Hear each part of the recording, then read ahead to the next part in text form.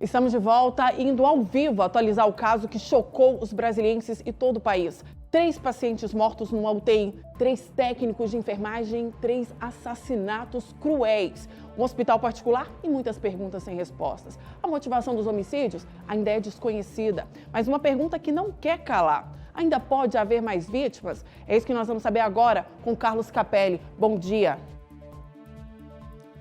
Dani, bom dia. Hoje é uma referência, né? Imagina a família dessas 3 vítimas que já foram identificadas nesse hospital particular em Taguatinga. Nesse caso, a polícia agora, como você bem disse, quer saber se existem novas vítimas dessa que pode ser uma das histórias mais macabras já registradas na rede de saúde aqui do Distrito Federal.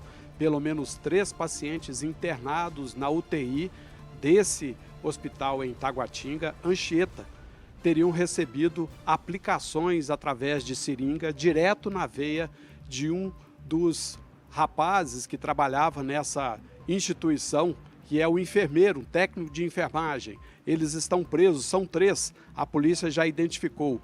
Logicamente que esses casos só foram possíveis de serem identificados depois que a própria administração do hospital declarou isso à polícia, cedeu as imagens das UTIs para entender de que maneira eles agiam. O nome dessas 3 pessoas são eles: Marcos Vinícius Silva Barbosa de Araújo, de 24 anos, ele inclusive, de acordo com as investigações, era quem aplicava essas injeções de uma substância química que seria desinfetante nas vítimas. A outra pessoa é Marcela Camille Alves da Silva, de 22 anos, além de Amanda Rodrigues de Souza, de 28 anos. Durante os depoimentos, depois que eles foram presos, ao que tudo indica, de acordo com o próprio delegado que apura o caso, relatou bastante frieza, falta de preocupação e de que eles não se importavam muito. Primeiro, negaram a autoria. Depois, quando as imagens foram confrontadas e foram apresentadas a eles, uma das enfermeiras acabou preferindo ficar em silêncio e o outro, Marcos Vinícius Silva Barbosa de Araújo, de 24 anos, confessou e, segundo o delegado, com bastante frieza. As vítimas são João Clemente Pereira, de 63 anos, ele que é um servidor da CAESB, foi internado com um coágulo no cérebro, passou por uma cirurgia e depois a família acabou recebendo, né, a notícia da morte dele. Outro foi João Moreira, de 33 anos, um servidor dos Correios, jovem, portanto, e Maranilde Silva, de 75 anos, uma professora da rede pública aqui do DF. Todos eles, repito, estavam internados na UTI do Hospital Anchieta, em Taguatinga, e teriam recebido injeções de substância química que seria desinfetante, o que provocou parada cardíaca e a morte dessas pessoas. Marcos era quem, segundo consta, o que fazia a injeção dessa substância, mas isso não significa que as outras 2 enfermeiras não respondam por isso, pelo contrário, elas são coautoras, estão agora indiciadas e presas temporariamente e devem responder por homicídio doloso, quando há intenção de matar. E, nesse caso, a pena pode chegar a 30 anos de cadeia.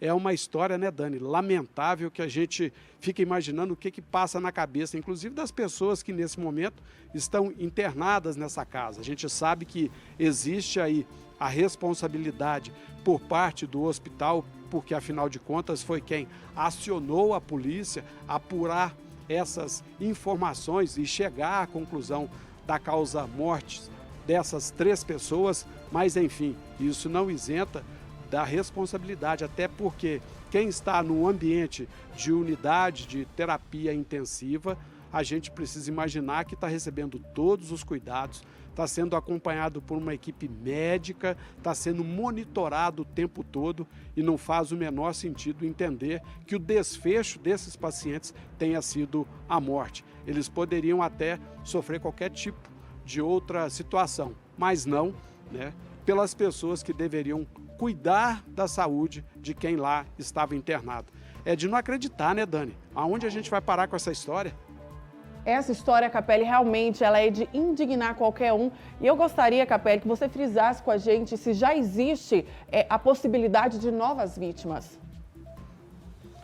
A polícia quer saber exatamente agora se existem outros pacientes que passaram por essa mesma, por esse mesmo absurdo.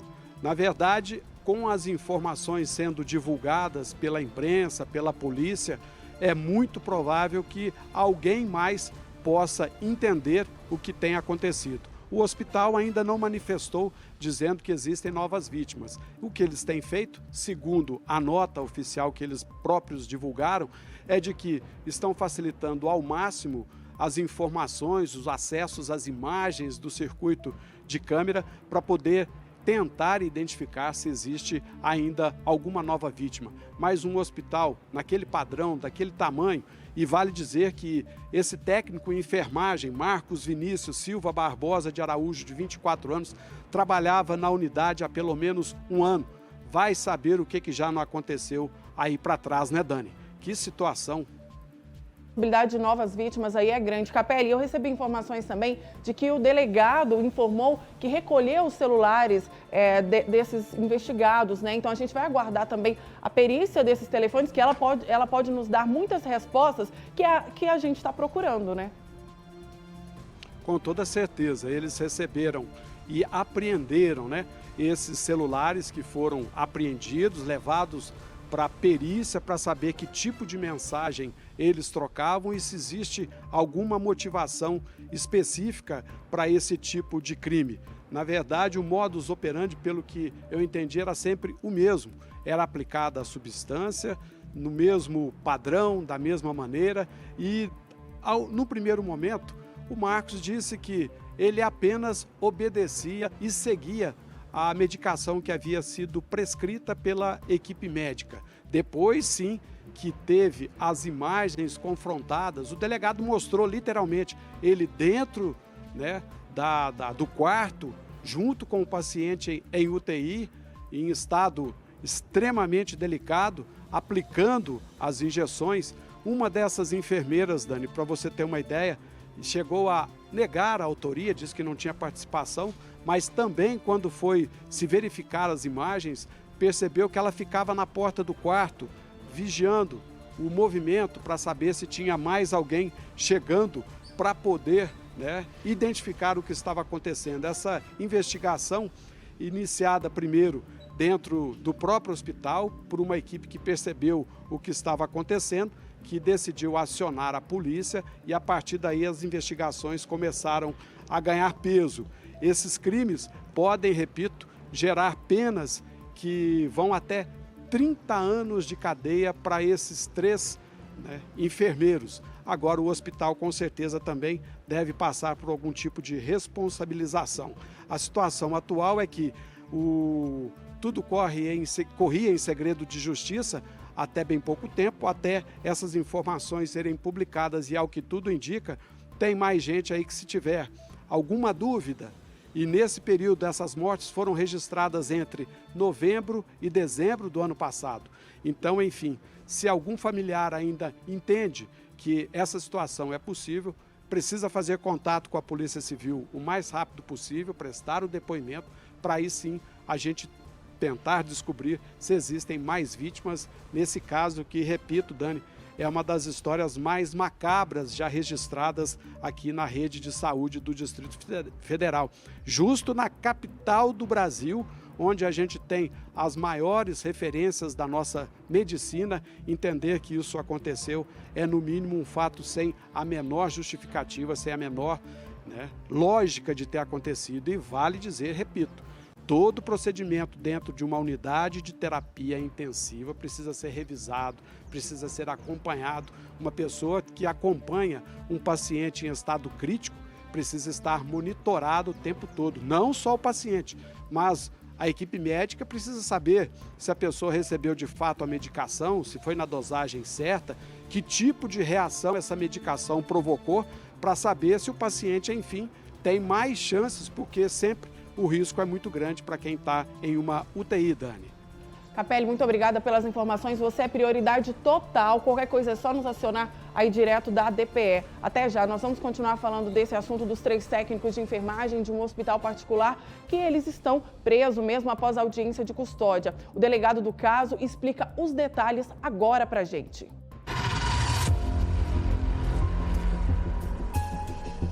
As prisões aconteceram em etapas diferentes, segundo a Polícia Civil.